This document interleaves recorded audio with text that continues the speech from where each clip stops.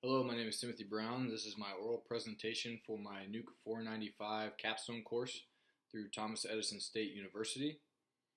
I am with Group D, as in Delta, and our research project is on the Davis-Besse nuclear incident that occurred in 2002.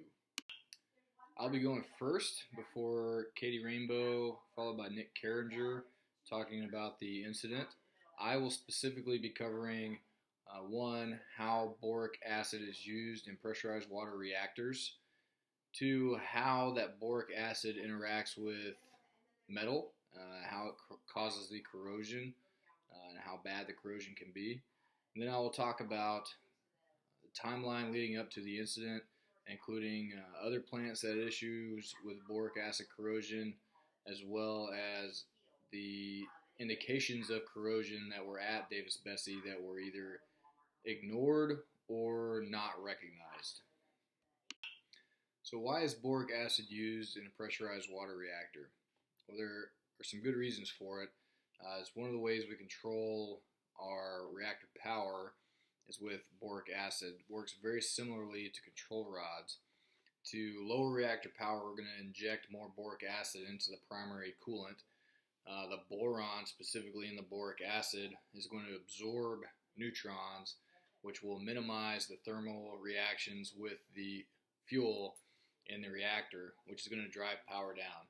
Adversely, if we want to bring power back up, there are pumps that will pump the primary coolant out, basically to filter it out the boric acid and pump cleaner water back in to dilute the amount of boric acid that's in the primary, which will allow power to go back up because now those neutrons are being allowed to reach the core, the fuel, and have nuclear reactions.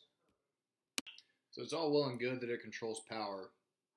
That's great, but one of the main disadvantages of using boric acid in a pressurized water reactor is that if it leaks out at all in any way and comes in contact with carbon steel, it is very corrosive. Not necessarily to stainless steel, fortunately for Davis-Besse, which we'll talk about later, but highly corrosive of carbon steel.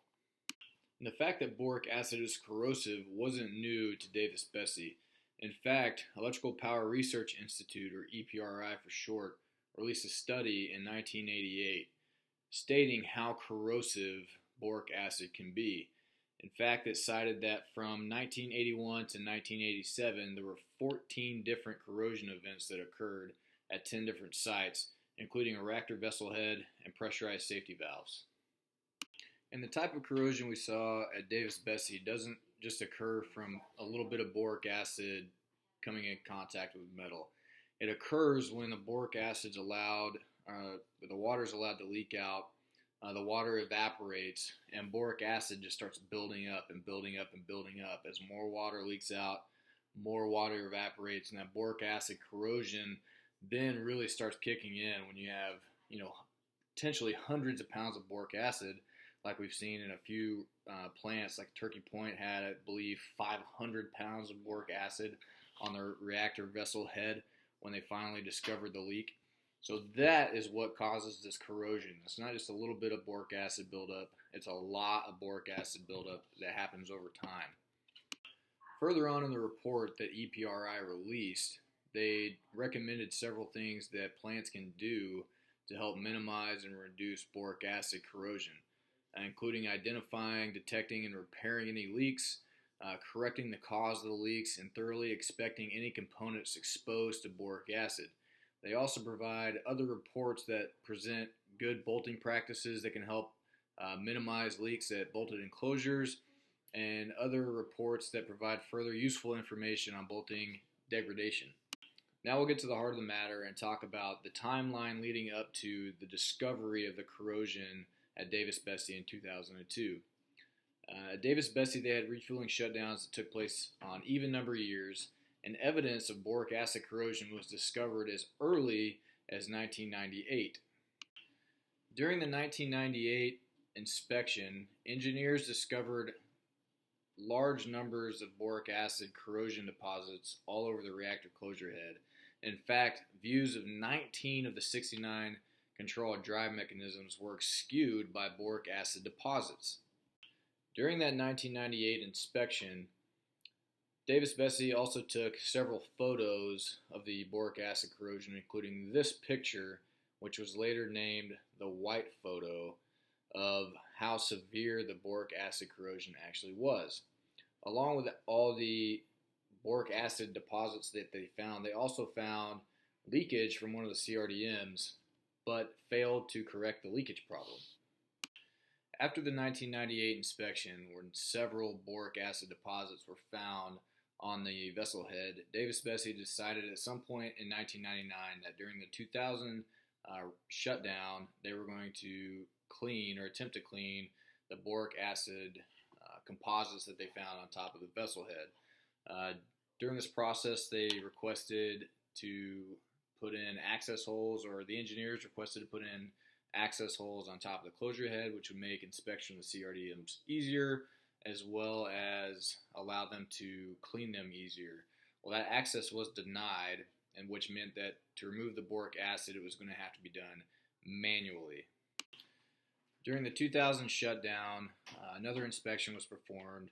They found increased boric acid corrosion, which is where this picture comes from, which was later named the red photo of the same boric acid corrosion. It's the red photo because of the rust that's now starting to appear after the boric acid has started to corrode enough of the metal away. It seems that though there were actually people at Davis-Besse that were potentially concerned with the boric acid problem and wanted to take steps to prevent it from happening.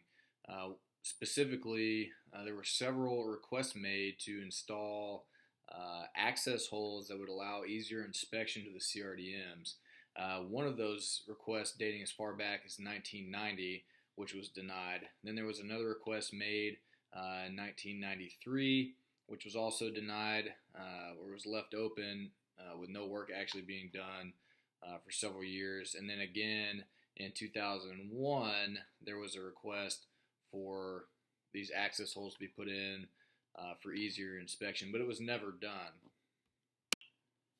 In April of 2000, Davis-Besse began their cleanup efforts to remove the boric acid from the top of the closure head.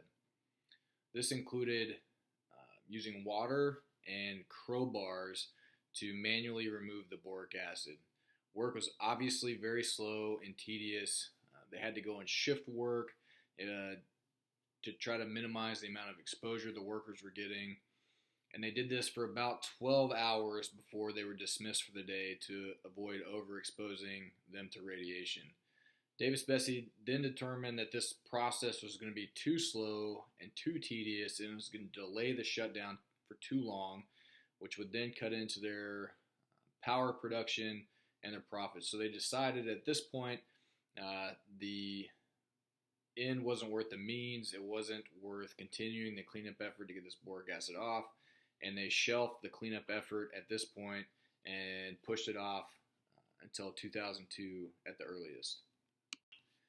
What's really interesting about the fact that they secured the cleanup efforts in the year 2000 and pushed them off is that in all the reports that they wrote, or at least in a few of the reports that they wrote, they stated that all work was performed without deviations, and they actually lauded the cleaners and the engineer in charge of the cleaning process for doing such a great job and performing and removing all this boric acid, which in fact they didn't pull off hardly any. It's definitely not as much as they intended to at the beginning of the cleanup process. So at this point, we've gone through at least 2 refueling shutdowns where they knew that they had at least some sort of boric acid corrosion in 1998 and the year 2000. And they knew, based on historic boric acid corrosion incidents throughout the nuclear power community, that the best ways to prevent boric acid corrosion were to do thorough inspections, to clean up the boric acid, and to stop any leakage that could be causing boric acid buildup. None of this was really done effectively up to this point in 1998 and 2000. So now we'll move ahead to 2001 when the Nuclear Regulatory Commission, or the NRC, issued NRC Bulletin 2001 TAC 01, requiring Davis-Besse report on plans to detect cracking to the reactor head.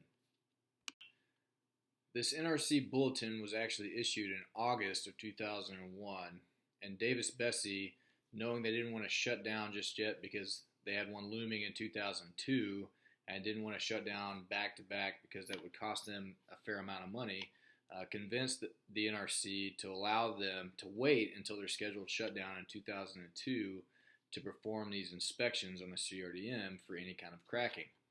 So Davis-Besse finally shuts down in early 2002 and performs these inspections that were called out by the NRC of their CRDMs. They actually found a fair amount of corrosion and cracking in some of the CRDMs, and actually after cleaning off the large amounts of boric acid that had accumulated, actually found severe corrosion on the enclosure head to the size of approximately a football through the enclosure head. And the only thing left standing was a 3/8" stainless steel inner lining of the enclosure head. That was all that was holding primary pressure back. But I'm not going to get into the specifics of the inspections or what was actually found. I'm going to leave that to Katie Rainbow. So in summary, boric acid was used in the plant to help control reactor power because it absorbs neutrons. Boric acid, however, is very caustic and corrosive to steels, especially when the water evaporates and the boric acid is allowed to build up over time. This was a known thing. It wasn't new. The only thing really Davis-Besse could do to prevent this was to do thorough inspections, to clean the boric acid off and to stop any leaks, which they didn't really do any of those to great extent. Thank you.